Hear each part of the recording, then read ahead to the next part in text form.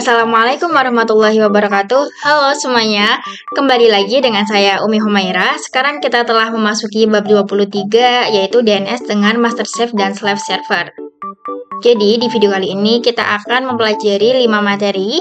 Yang pertama ada konsep master server, 2 konfigurasi master DNS server, 3 konfigurasi slave DNS server, 4 pengujian master dan slave DNS server, dan yang terakhir konfigurasi permanen resolver pada klien. 1. Konsep master dan slave DNS server.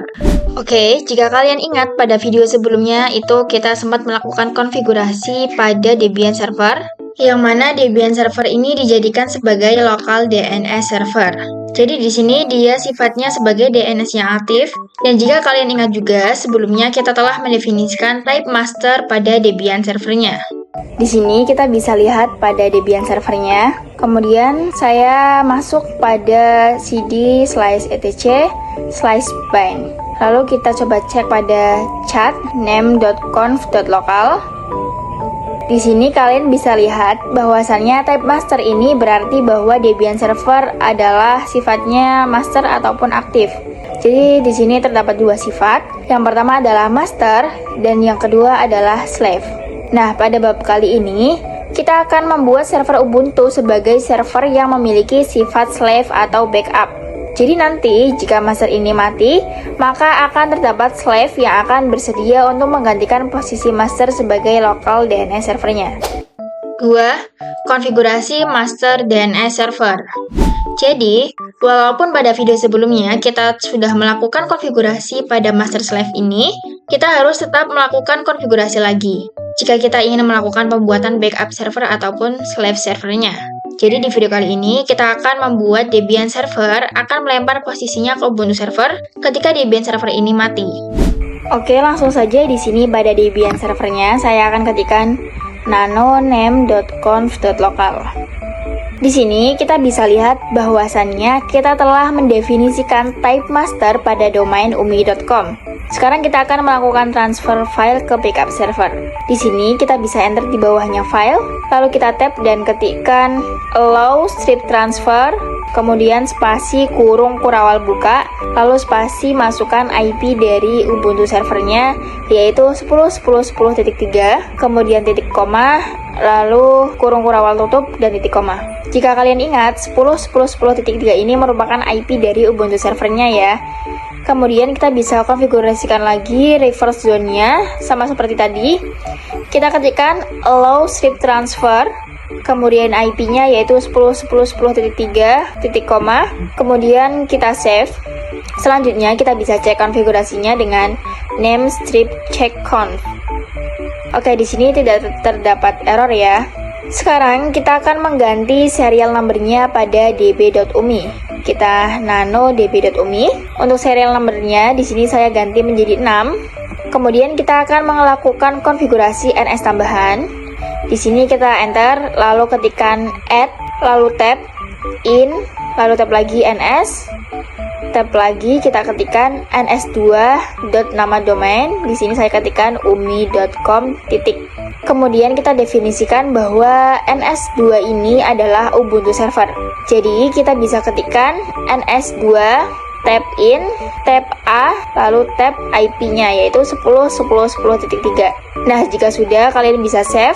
Selanjutnya kita konfigurasikan lagi pada db.10-nya. Kita ketikkan nano db.10. Di sini kita juga harus mengganti serial number-nya menjadi 6.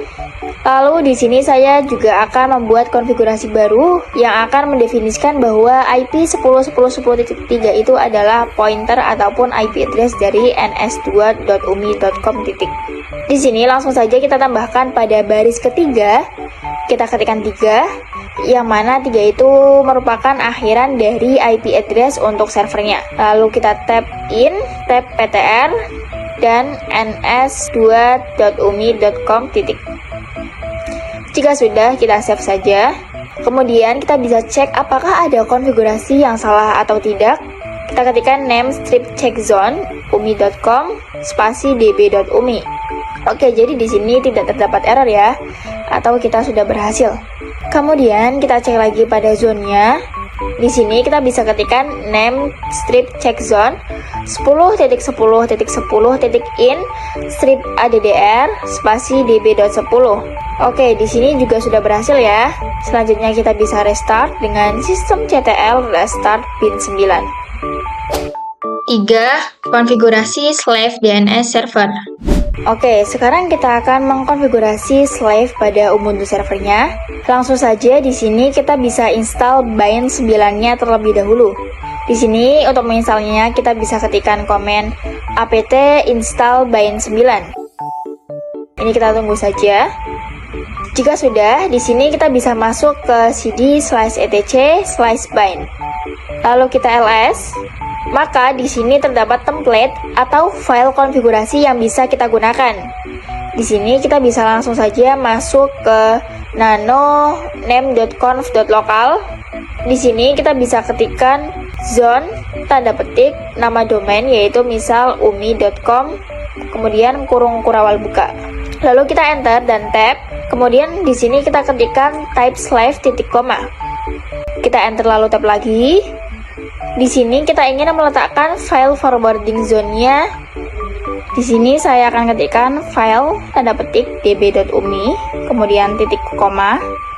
Kemudian kita bisa enter dan tab, lalu kita tuliskan masters, kemudian kurung kurawal buka, spasi 10.10.10.2, titik koma, kemudian kurung kurawal tutup, titik koma. Lalu kita tutup juga dengan kurung kurawal tutup dan titik koma. Kemudian kita konfigurasikan lagi IP address-nya pada zone 10. Di sini kita bisa ketikkan zone tanda petik 10.10.10.in strip addr.arpa, kemudian kurung kurawal buka. Lalu kita enter dan tab, lalu ketikkan type slave titik koma. Kita bisa enter dan tab lagi ya, dan kita ketikkan file tanda petik db.10 titik koma. Lalu kita ketikkan masters, kemudian kurung kurawal buka 10.10.10.2 titik koma, kemudian kurung kurawal tutup dan titik koma. Jika sudah, kita bisa save. Kemudian kita cek pada name.conf. Nah, di sini sudah berhasil ya. Di sini kita akan pastikan bahwa file db.umi dan db.10 ini sudah masuk ke dalam Ubuntu server. Nah, tadi kita itu melakukan konfigurasinya ke db.umi.slice.etc. Karena pada dasarnya Debian server ini akan mentransfer ke Ubuntu server dan akan diletakkan pada slice_var/chach/bind. Jadi di sini kita bisa exit terlebih dahulu. Jadi kita bisa restart dulu dengan sistem CTL restart bind 9. Di sini kita masukkan passwordnya.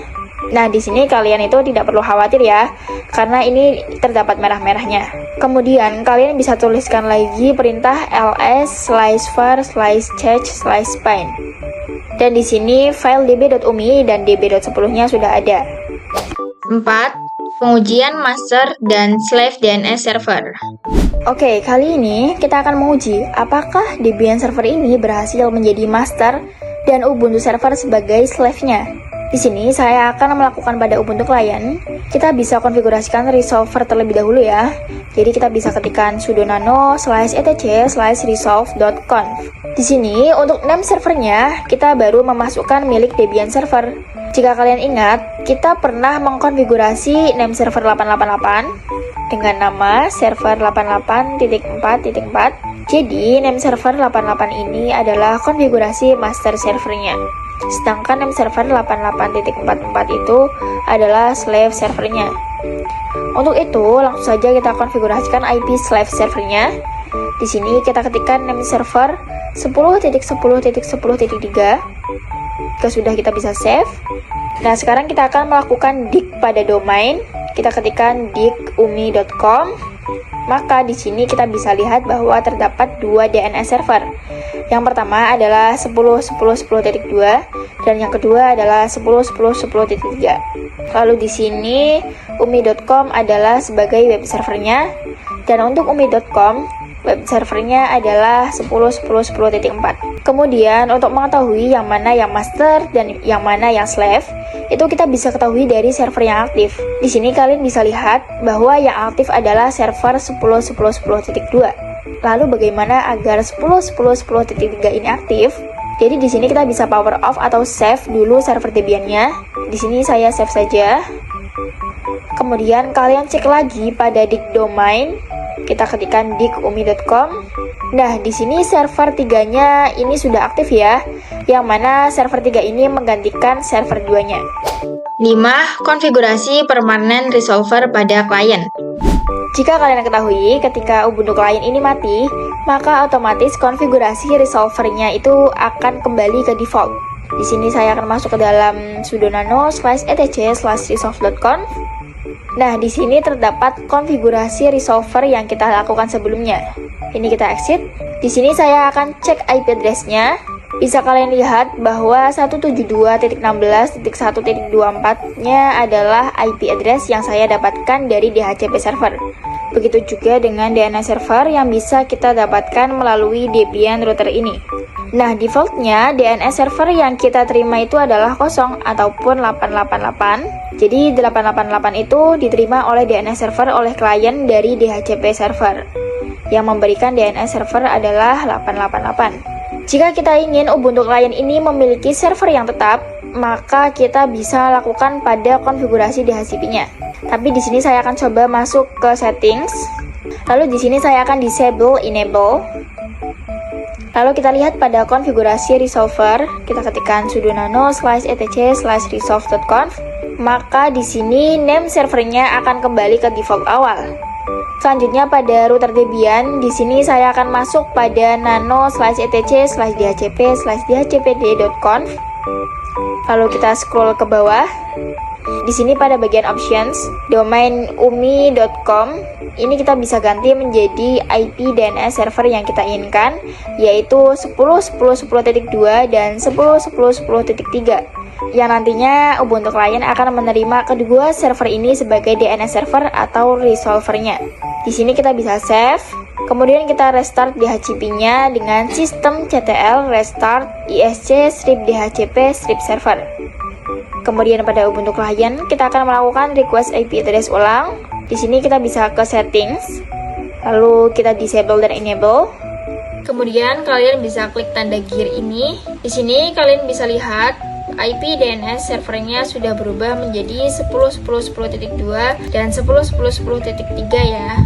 Kemudian jika kita cek digumi.com, sekarang di sini yang terjawab hanya IP address dari domain umi.com saja. Oke, sekian pembahasan yang dapat saya sampaikan. Semoga bermanfaat. Terima kasih telah menonton dan sampai jumpa pada video selanjutnya. Wassalamualaikum warahmatullahi wabarakatuh. Bye-bye.